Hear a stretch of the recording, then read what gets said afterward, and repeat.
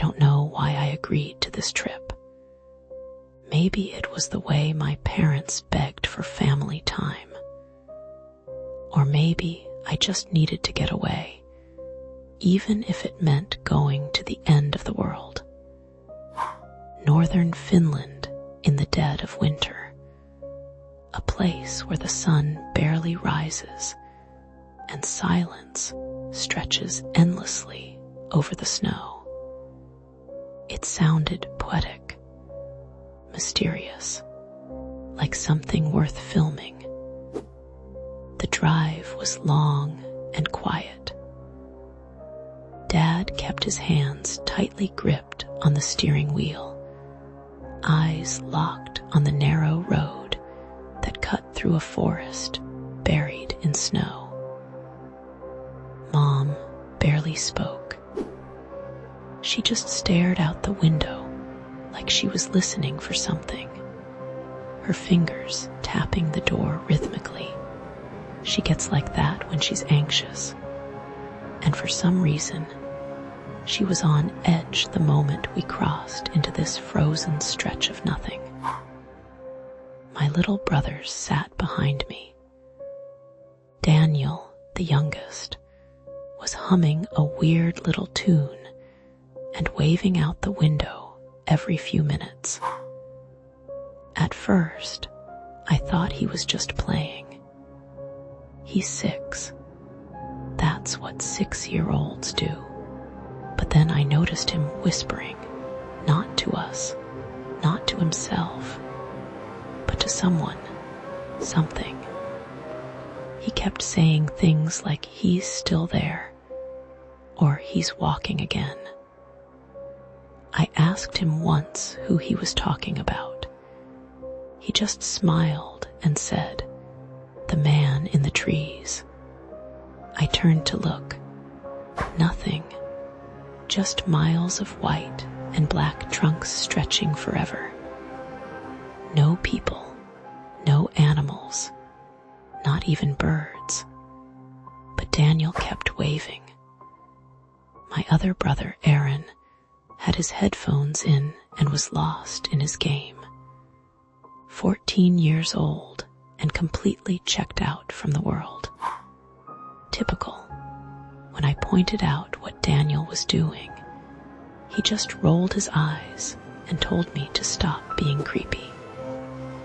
The GPS had stopped working an hour earlier. No signal, no service, just the car, the road, and the cold that seemed to grow thicker with every kilometer. That's when we saw it, the cabin. It appeared suddenly between the trees like it had always been there, waiting. Not new, but not abandoned either. Smoke curled faintly from a metal chimney. The windows were frosted, but intact. We hadn't planned to stop. We hadn't even booked a place for that night. But the cold was unbearable, and the road was going nowhere. Dad pulled in without a word. We all got out, crunching through the deep snow. The front door creaked open like it had been used recently. Inside, the air was surprisingly warm. Someone had left embers in the stove. There were blankets folded neatly on the chairs. Portraits hung on the walls, black and white photos of people whose eyes seemed to follow you, no matter where you stood. Mom didn't like it. I could see it in her face. She kept glancing toward the windows and mumbling about how it felt off.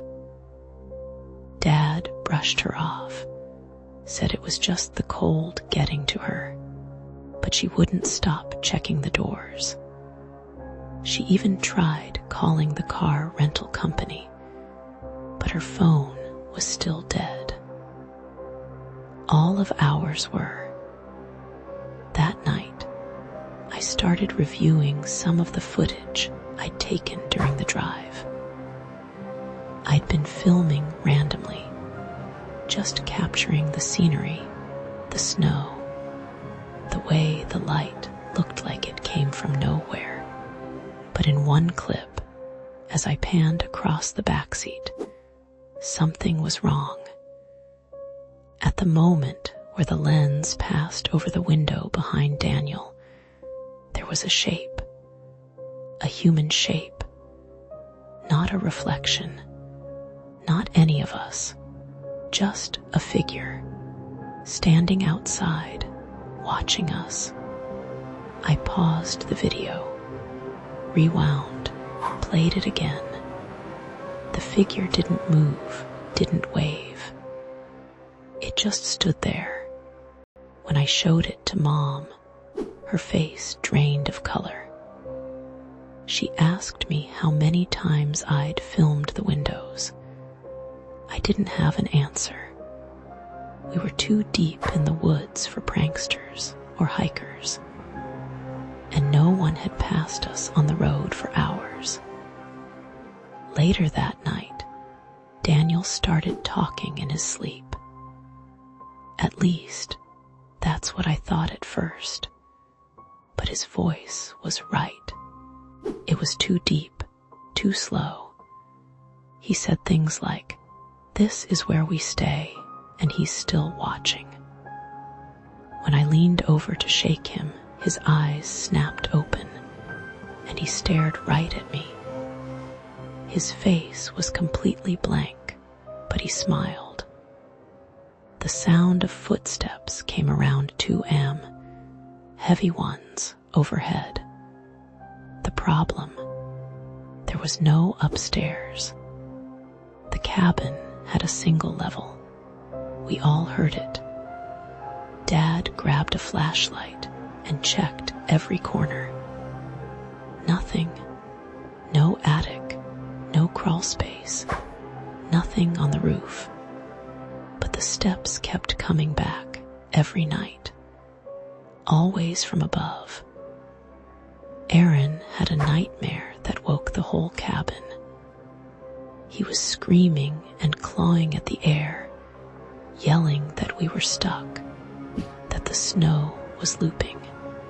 "We walk and walk and walk," he sobbed, "but we're always back at the house." I tried calming him down, but I couldn't. Not really, because I'd started to feel it too. That strange sense that we weren't moving forward in time at all. The next morning, we packed up in silence. None of us said what we were thinking, but we all wanted to leave. Dad drove fast, faster than he should have. We passed the same bend in the road at least 4 times, even though we hadn't turned. The trees never changed. The snow had no marks behind us. It was like we were driving on a treadmill of winter. And then the cabin appeared again. I don't mean a different cabin. I mean the exact same one. The snowbanks were shaped the same chimney, the same frosted windows. Mom broke down, sobbing. Aaron started kicking the back of Dad's seat, yelling that we had to keep going.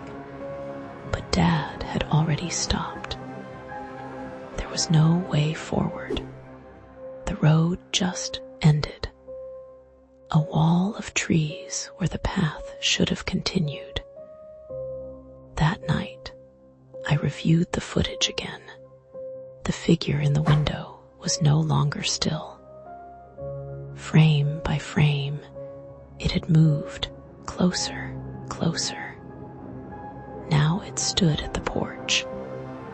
In the last clip, just before my camera shut off, it was at the window, looking directly in. I hadn't seen it with my own eyes. Only the camera could catch it.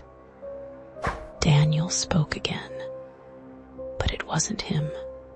His voice was wrong again, deeper, colder, like something ancient was speaking through his tiny mouth. He said, "The house is us now. We don't leave because we don't exist outside anymore. Dad lost it." He grabbed Daniel and threw our stuff into the car, shouting for all of us to get in. We drove for what felt like hours, but the darkness never lifted. The snow didn't change. No signs, no landmarks, just black trees and white ground. At some point, I fell asleep.